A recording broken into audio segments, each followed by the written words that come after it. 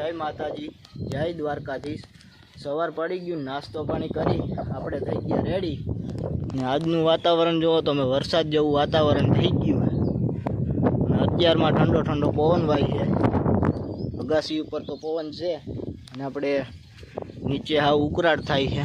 વાદળા તમે જુઓ, વાદળછાયું વાતાવરણ થઈ ગયું અને આપણે કાંઈ કામ તો હે નહીં। જો માં આપણે પારસભાઈ બેઠા અને અહીંયા આપણે સોયાબીનનું બી અત્યારે ગારામાં ના લઈ જાવ એટલે અત્યારમાં વાડીએ પુગાડી દે એટલે પછી આગળ ઉપાદી નહીં, બાયણે રાખી દીધું। હમણાં પછી રિક્ષા આવે એટલે ચડાવી દેવું અને અત્યારે પૂગી જાય વાડીએ એટલે આ ગારામાં રિક્ષા લઈ જાવી નહીં આપણે। અને હા, આજે આપણે ભીમ 11 છે તો મારા તરફથી બધાને ભીમ 11ની હાર્દિક શુભકામના। અને વાડી બાજુ પછી જાય આવડું આ ભરાવી દઈ પછી વાડી બાજુ જઈ અહીંયા જોઈ કે શું કામ છે, તો કંઈ કામ તો હે નહીં, બે હવાનું હોય છે તો અહીંયા જાય, ત્યાં સારો પવન ને આવતું હોય એટલે એ બાજુ જઈને બેસશું આપણે।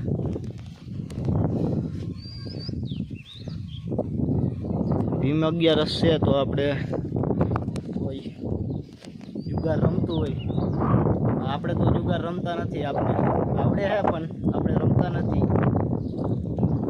હાલો હવે વાડી બાજુ નીકળી ગઈ ધીરે ધીરે। હાલો બપોરા થઈ ગયા હતા અને આજે આપણે છે બપોરામાં પાણીપુરી બનાવી હતી આપણે ઘરે, તો હાલો પૂરી લઈ લીધી। હવે એમાં પહેલાં તો આપણે મસાલો ભરી દઈ, આપણે બટાટાનો મસાલો ભરી દઈ, પછી એમાં ઓલી બાજુથી આપણે થોડીક એમાં સેવ નાખી દીધી અને હવે થોડીક ડુંગળી નાખી દઈ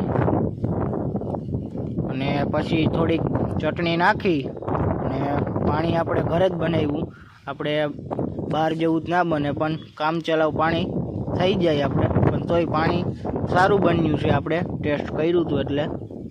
ચાલો હવે પાણીની ભરી લઈ અને પાણીપુરી ખાઈ લગભગ 40-30 જેટલી તો ખાઈ જાય આરામથી હો। પેલી પાણીપુરી ગઈ હો, આપણે બારે ખાવા જાવ તો 20 રૂપિયામાં ખાલી 7 જ આવે અને આરાધના બેને જો એ ભૂકો કરીને ખાય છે અને આ બાજુ આપણે પારસભાઈ ડીશ બનાવે।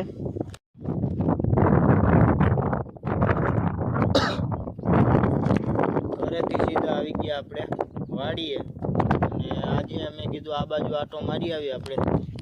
આ જો આપણે જે ડુંગળીનું વાવેતર કર્યું હતું એ પડું છે, એમાં અત્યારે સાહ નખાઈ ગયા અને આમાં આપણે વાત કરતા હતા કે સોયાબીન વાવવાના છે। આ બાજુ જો માંડવી થઈ ગઈ છે,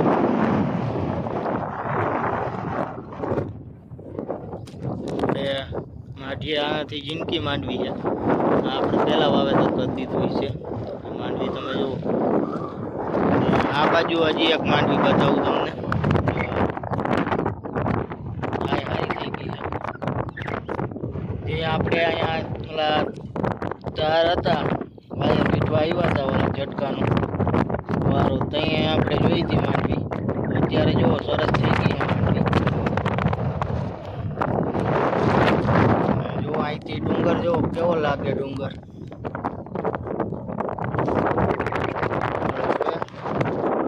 હવે ઓલી બાજુ જાય ત્યાં આપણે વાડીએ બેઠા અને હજી તો વાર છે ભેં દોવાનું, એ ભેં દોવા આવશે ત્યાં દૂધ લઈને પછી વહી જાવ ઘરે।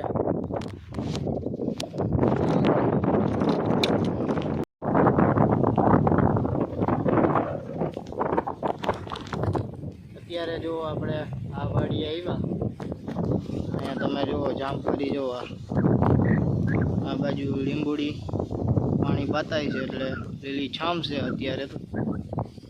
આ બાજુ રાવણો છે, આ બાજુ આપણે માંડવી, અહીંયા જો આ પાણાના ઢગલા ખેતરમાંથી કાઢ્યા હોય એ, અને ઓલી બાજુ જો ટાઈસના સાટા મારી દીધા છે અહીંયા। તો હમણાં હવે પછી દૂધ દોવાઈ જાય એટલે કે ભેં દોવાઈ જાય, દૂધ દઈ દઈએ એટલે પછી વયા જાવ ઘરે। બાકી પવન જો સરસ મજાનો પવન વાય છે અત્યારે। હાલો હવે ઓલી બાજુ જાય. હાલો વાડીએથી આવી ગયા સીધા આપણે ઘરે દૂધ લઈ. અગાસી ઉપર અત્યારે આપણે આવી ગયા હઈ. એને ઠંડો પવન વાય છે અને આપણે રામ મંદિરે અત્યારે જો સાંજનો સમય થઈ ગયો એટલે આપણે આરતી ચાલુ થઈ ગઈ છે. જો તમને આમાં સંભળાતી છે.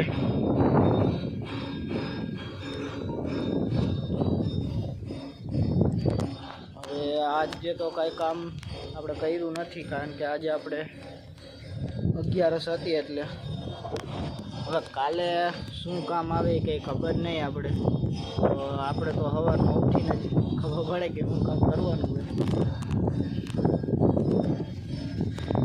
બાકી જો અત્યારનો નજારો જોવો તમે, સાંજ પડી ગઈ છે અને ઠંડો પવન વાય છે.